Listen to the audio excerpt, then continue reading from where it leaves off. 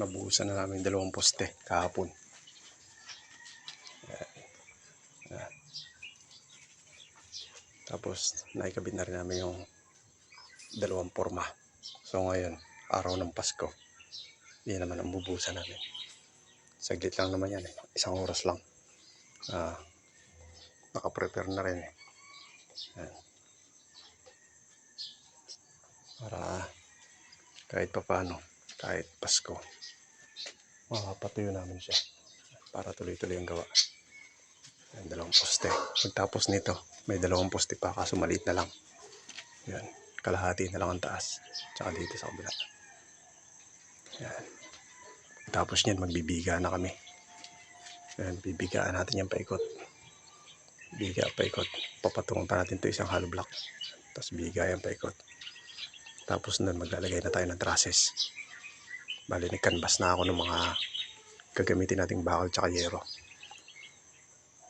Kukwintahin ko na lang kung ilang piraso ang bibili. Ayan, medyo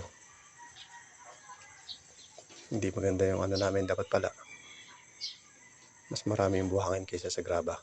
Ang ginawa kasi namin, pareho siya, pareho ng ratio. Lumutang yung mga graba. Pero dito sa pangalawa okay na, kasi medyo nagbawas ako ng graba. Dapat pala ganun. Ang ginawa ko kasi, ito kasi yung sukatan namin balde. Ang ginawa ko, 4 na buhangin, 4 na graba rin. Masyado lumulutang yung graba. Kaya ang ginawa ko, 4 na buhangin, 3 graba na lang. Ayan, malalaki yung balde na yan eh. Ayan, para hindi lumutang ang graba. Gaya nito nangyari yung lutang-lutang ang graba. Yung sa kabila hindi, maganda siya. Kompleto. Tsaka dapat talaga malabnaw para lahat ng mga sulok, mga pasukan niya. Pero okay na rin to. Kasi wala namang bigat na dadalhin. Baga bubong na lang. Hindi mahirap kung may second floor. Yun, sigurado i-reject ng mga engineer yan. Mga ganyang buhos, i-reject ng engineer yan. Kasi nga naman baka bumigay pagka may second floor, mabigat yung load. Ito okay lang kasi wala naman itong dadaling bigat. Bubong lang. Tsaka alang ako ipatibag ko pa. Hindi naman ganun kalaki yung budget. Pwede na yan. Maganda naman sa kabila. Kaya dito sa dalawa na ito, gano'n na lang gagawin namin.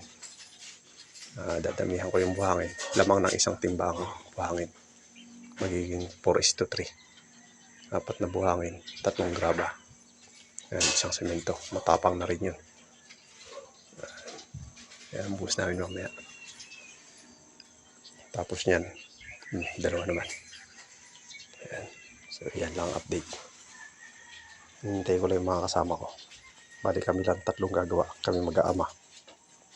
Ayan. So, ganun lang ulit. Update ko ulit kayo pag may matapos.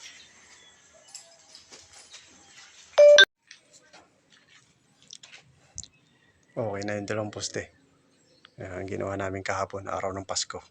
Maganda na yung pagkakaposte niya. Buo na. Kasi nagbawas na ako ng 1 timba sa graba. Kasi pagka pinantay ko ng takal, ng ratio, lumulutang yung graba. Itong okay na. Bali 4 na buhangin, 3 graba. Maganda na yung pagkakaano niya. Kumpleto siya. Ayan, kumpleto. Maganda. So, kumpleto na rin yung mga hollow block. Nagpatong kami ngayon. Ayan, para sa firewall. Para hindi tanaw yung bubong sa labas. Ayan, so, order na ako ng mga bakal para sa biga. Para bukas, maglalatig na kami ng biga. Lalatagan na namin ng bakal yan. Titingnan ko kung bukas yung hardware ngayon. Para makabili na ng bakal. Tsaka ng mga pantrases. Yung angular tsaka C-par lens.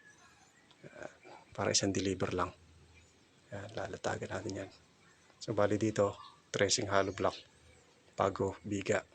Dito naman, dosing hollow block, pago, biga.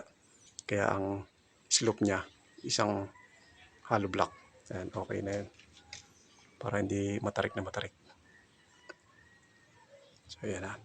So, tapos dito rin sa kabila. Ayan, pinatungan namin. Isang patong paikot. Ayan, pantay na siya roon. Tapos biga na. So yan ang update natin. Ayan, alang holiday.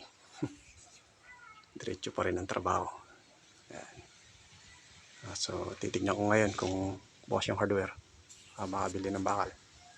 So update ko ulit kayo.